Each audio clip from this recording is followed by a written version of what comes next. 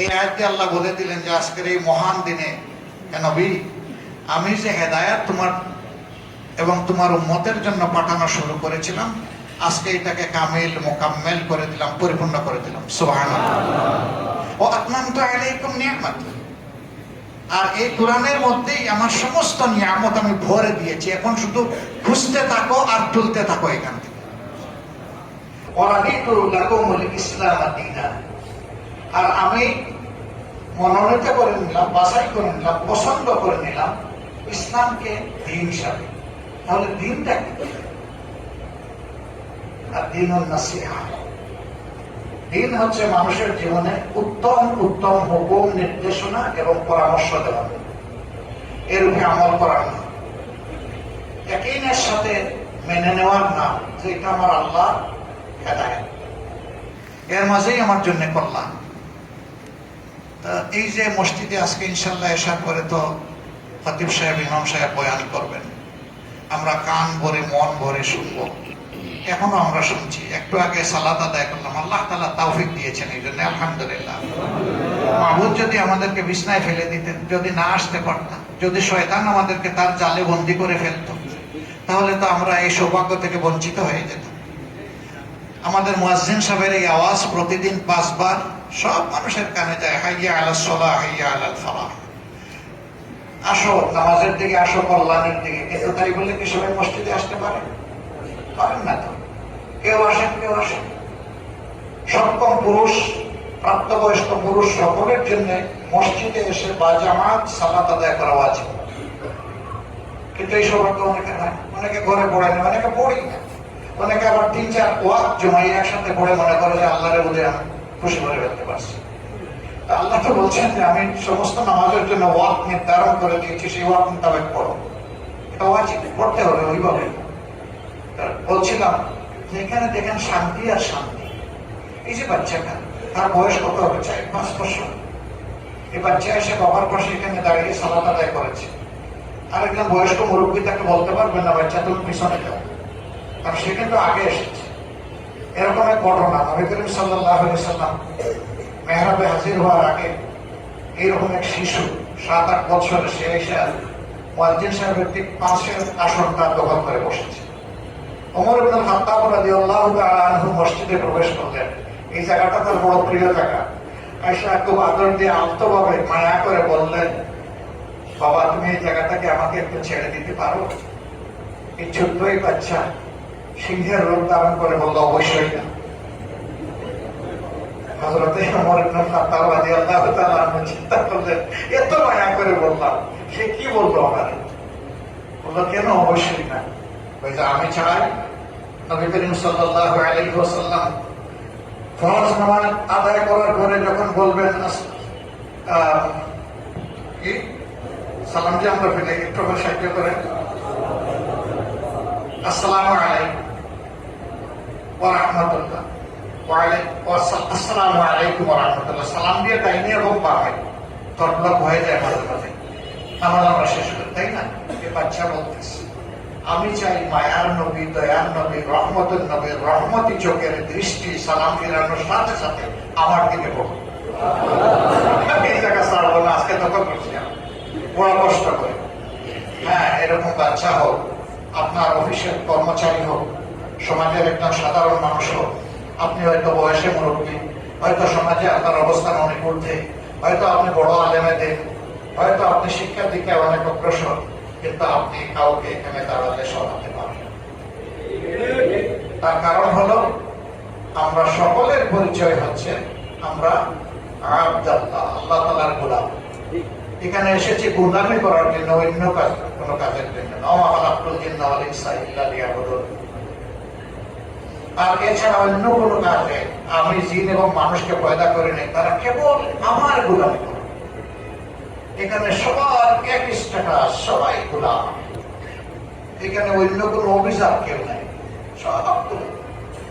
এবং দেখেন কেমন গোলাম, তাই তাকে একবার নিজেকে নিজে আসামি হিসাবে হাত ধরে যে আমাকে কেউ অ্যারেস্ট করে, আমি নাই, আল্লাহ আমার গুনার কথা স্মরণ করে আমি দাঁড়াই গেছি তোমার দরবারে, আমাকেই আমি অ্যারেস্ট করে ফেললাম তোমার সাথে।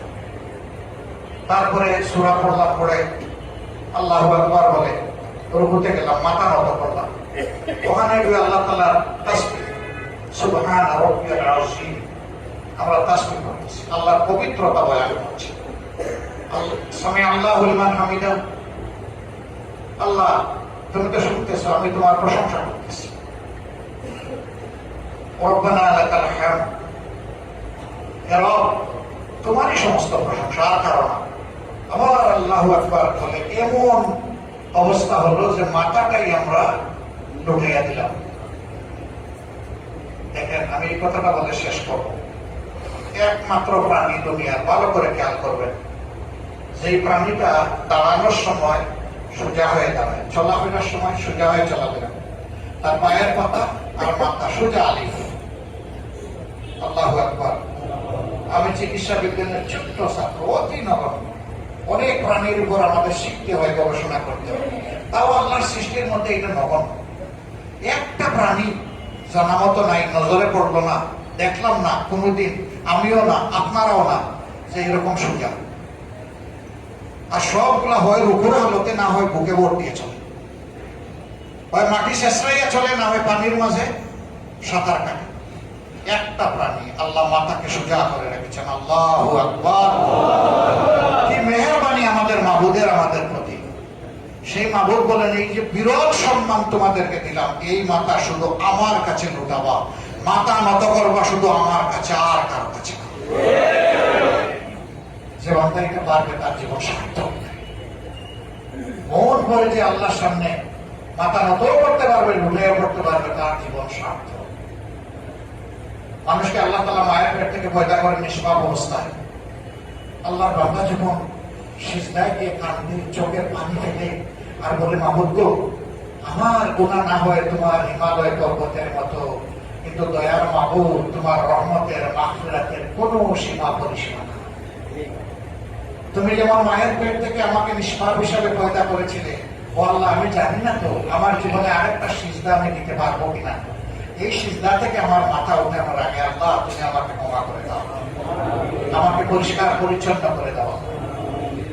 যদি বান্দা তার চোখের পানি দিয়ে দিল গলিয়ে আল্লাহর কাছে ডাকে, আপনি নিশ্চিত আপনার আল্লাহ আপনার ডাক কবুল করবেন। এটা আমার কথা নয় ভাই, এটা আমার আল্লাহর কথা। উদউনি আস্তাজিব লাকুম, আমাকে তোমরা ডাকো, অবশ্যই আমি জবাব দেব। আল্লাহ তার কোন বান্দার বান্দির জবাব না দিয়ে ফিরাই দেন না, চুপ থাকে। হ্যাঁ, যার যেটা পাওনা আল্লাহ থাকে। তো এই যে আল্লাহর হুকুম মানার কারণে আমরা যে গোলাম হয়ে গেলাম, এই গোলামিটা কি শুধু নামাজেই চলবে? সমাজের অন্য জায়গায় গোলামি করা লাগবে না? গোলামি মানে কি আল্লাহর হুকুম মানা? আল্লাহর হুকুম মানা লাগবে না? আসুন আজকের এই মোবারক বরকতপূর্ণ রাত, এই বরকতপূর্ণ মাসে আমরা সিদ্ধান্ত নেব, বাকি যে দিনগুলি আল্লাহ যেন আমাদেরকে তার মকবুল গোলামি করার তাওফিক দান করেন সকল। তাহলে মসজিদ যেমন শান্তির বাগান, ইনশাআল্লাহ আমাদের সমাজে হবে শান্তির বাগান। আর যদি সমাজে না মানে আর শুধু মসজিদে মানে, তাহলে খবর আছে। আল্লাহ তাআলা পরিষ্কার বলেছেন, আফা তুমিনুনা বিবাদিল কিতাবি ওয়া তাকফুরুনা বিবাদ, ফামা জাযাউ মান ইয়াফআলু যালিকা মিনকুম ইল্লা খিজয়ুন ফিল হায়াতিদ দুনিয়া।